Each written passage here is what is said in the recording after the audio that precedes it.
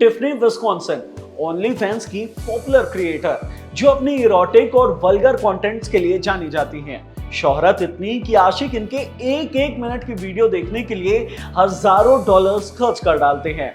लेकिन वो कहते हैं ना, चांद तारों को छूने की हसरत जगी, हाथ आए जो वो भी कम ही लगी।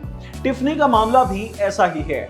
ओनली फैंस से मिली शोहरत टिफनी के लिए पूरी नहीं पड़ रही और पाने की हसरत में टिफनी ने 5000 लोगों के साथ हमबस्तर होने का ऐलान कर दिया है।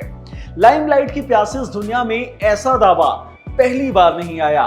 बोनी Blue, Annie Knight, Lily Phillips, OnlyFans के स्टार्स एक दिन में 1000 से 5000 लोगों के साथ शारीरिक संबंध बनाने का दावा कर चुके हैं।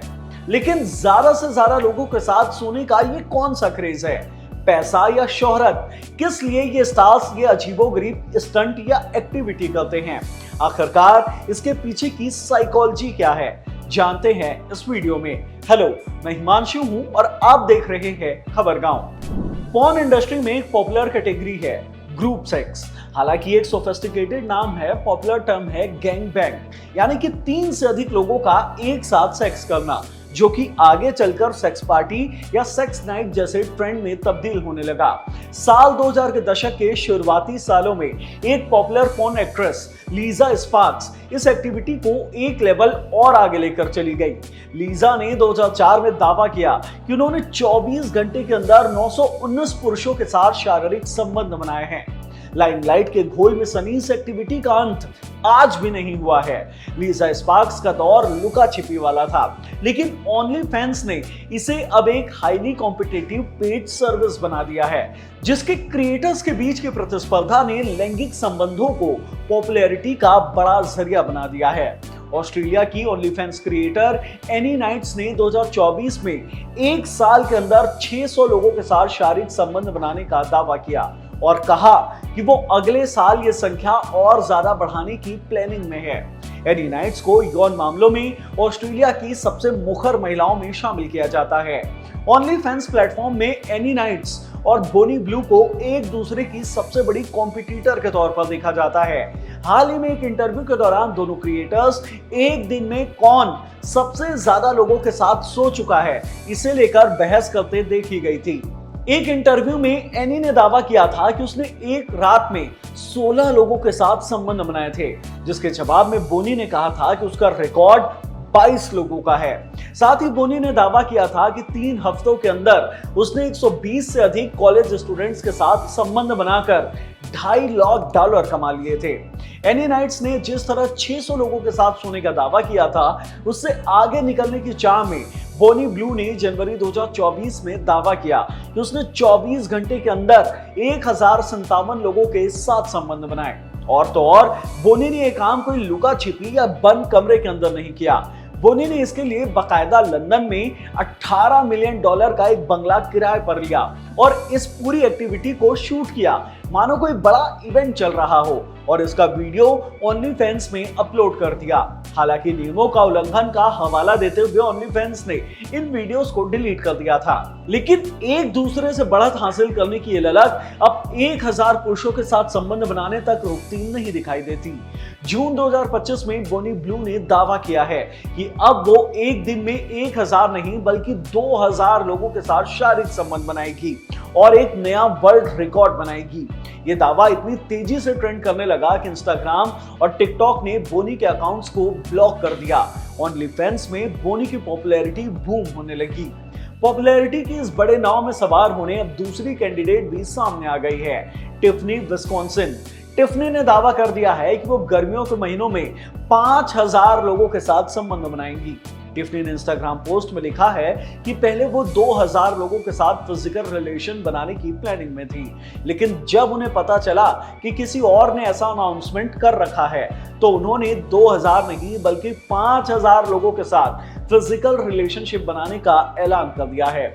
टिफनी ने बकायदा इसके लिए प्लानिंग शुरू कर दी है। बकायदा एक टीम तैयार की है जो उनके हेल्थ से लेकर फिजिक तक का ख्याल रखेगी। साथ ही डॉक्टर की भी एक टीम तैयार होगी जो इस पूरे प्रोसेस में उनके हेल्थ का ख्याल रखेगी। सवाल उठता है ज्यादा से ज्यादा लोगों के साथ सोने का ये क्रेज कैसा है और इसके पीछे की साइकोलॉजी क्या है। इस तरह के कंटेंट बनाने के पीछे कई कारण होते हैं। एक तो होता है फाइनेंशियल फ्रीडम। ओनली फैंस के बहुत से क्रिएटर फाइनेंशियल फ्रीडम की तलाश में यहां आते हैं, जिसका बढ़िया उदाहरण है टिफनी विस्कॉन्सिन। न्यूज वीक में पब्लिश एक आर्टिकल में टिफनी बताती हैं कि कैसे फाइनेंशियल फ्रीडम की तलाश में उन्होंने ओनली फैंस में एंट्री ली थी। शुरुआत में उन्हें लगता था कि ये प्लेटफॉर्म सिर्फ पॉपुलर लोगों के लिए है, लेकिन धीरे धीरे अपने कंटेंट के बदौलत उन्होंने लाखों की फॉलोइंग हासिल कर ली और करोड़ों में उनकी कमाई होने लगी। ओनली फैंस का बिजनेस मॉडल है ही ऐसा कि इसके क्रिएटर्स मोटी कमाई करते हैं। सब्सक्रिप्शन $5 से $50 के बीच होता है, पूरे प्लेटफॉर्म का नहीं बल्कि एक क्रिएटर का।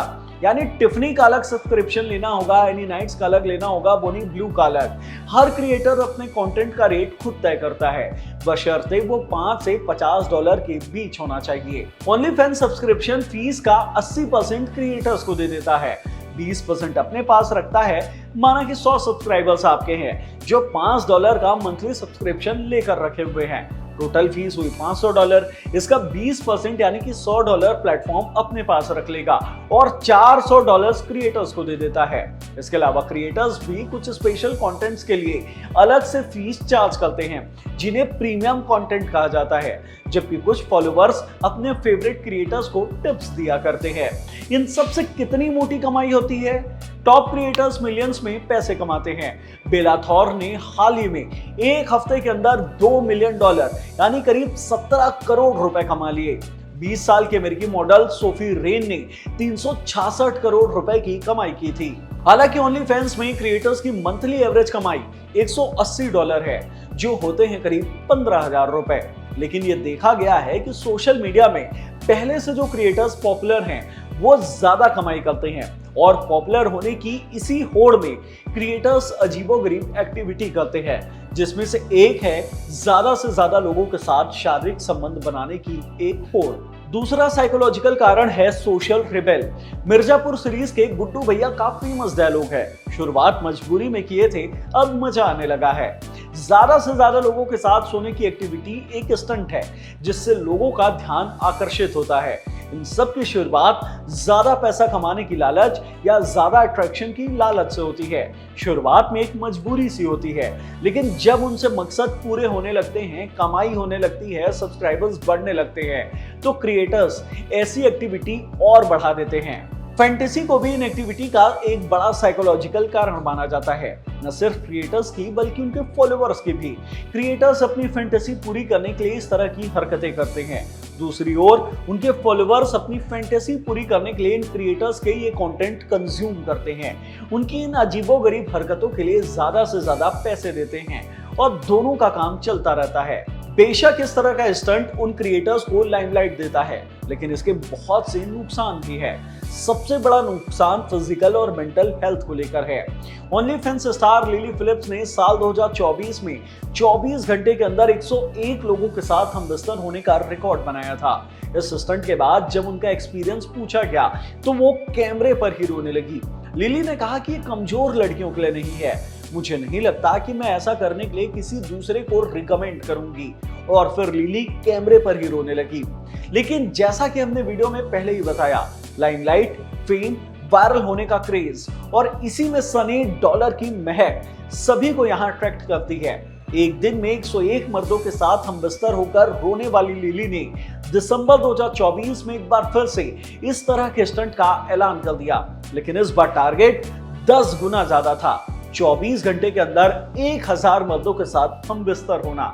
बात सिर्फ टिफनी विस्कॉन्सिन, बोनी ब्लू, एनी नाइट या फिर लिली फिलिप्स की नहीं है। ऐसे दर्जनों ओनली फैंस स्टार हैं या फिर पॉर्न की दुनिया से जुड़े एक्टर एक्ट्रेस जो इस तरह के स्टंट का दावा करते हैं कि 24 घंटे के अंदर 1000-2000 लोगों के साथ हम बिस्तर होंगे।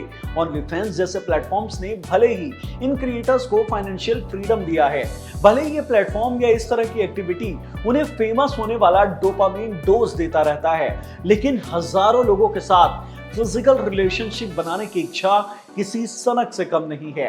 टिफनी विस्कॉन्सिन, बोनी ब्लू और एनी नाइट जैसे क्रिएटर्स की कहानी हमें ये सोचने पर मजबूर करती है कि क्या ये सिर्फ पैसा और लाइमलाइट की भूख है, या फिर एक साइकोलॉजिकल डाउनफॉल जहां इंसान अपनी पहचान और अपनी फैंटेसी के बीच उलझा हुआ है। इस वीडियो में इतना ही। वीडियो से मिली जानकारी पसंद आई हो तो इसे लाइक करें, शेयर करें, साथ ही हमारे चैनल खबरगांव को जरूर सब्सक्राइब करें। धन्यवाद।